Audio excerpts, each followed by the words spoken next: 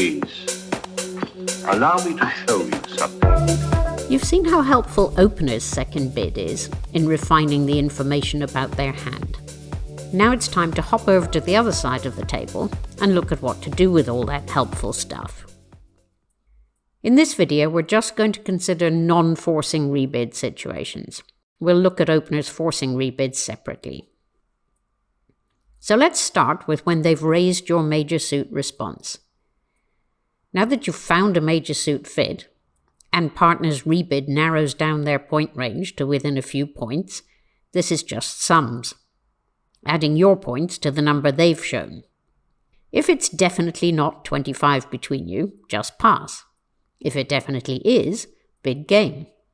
And if it's on the margin, you can bid another suit in which you have values, as a game try, effectively passing the buck on the decision about whether to bid game back to partner.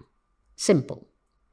Next, let's look at the situations where they haven't raised your suit. First, where they've shown a balanced hand. Again, this is just sums. Their balanced rebid will either show 12 to 14 or 18 to 19 points. If you have only 4 cards in your major suit, or if you've responded in a minor, you'll probably want to play in no trumps now. So just figure out at what level. Definitely not enough for game? Pass. Definitely got enough for game? Bid 3 no trumps. And if you're on the margin, then bid 2 no trumps to invite. But maybe you're not sure that no trumps is the best contract. Say you have extra length in your first suit, or you have a second suit to show. In that case, weak hands can bid again at the 2 level, either a second suit or the same suit again. With an invitational hand, you can also bid the same suit again or your second suit, but you must do this at the 3 level so that opener knows the difference. Once they know you have that extra bit of strength, they can bid game with a suitable hand. So bid your suits again at the 2 level weak and at the 3 level invitational. You might have noticed the missing 2 club bid. Once again, our friend the club suit is used for an artificial bid here. Imagine for a moment that Ophelia and Boris's opening bids are not there. What would 2 clubs be from Boris after a 1 no trump opening? Stayman, asking about opener's major suits. Well, responder might still want that information after a 1 no trump rebid. So we also use 2 clubs here to ask about the major suits.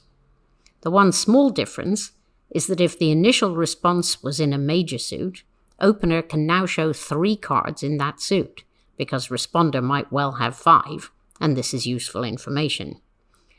Or they can show 4 cards in the other major, which they won't have been able to show when rebidding their balanced hand. So whether opener's no trump bid is an opening or a rebid, 2 clubs asks about the majors. After no trump openings, we call this convention Stayman. And after opener's 1 no trump rebids, we call it checkback or checkback Stayman. And you use it if your hand is invitational or better and you're not sure that you belong in no trumps. So let's summarize your options when opener rebids no trumps.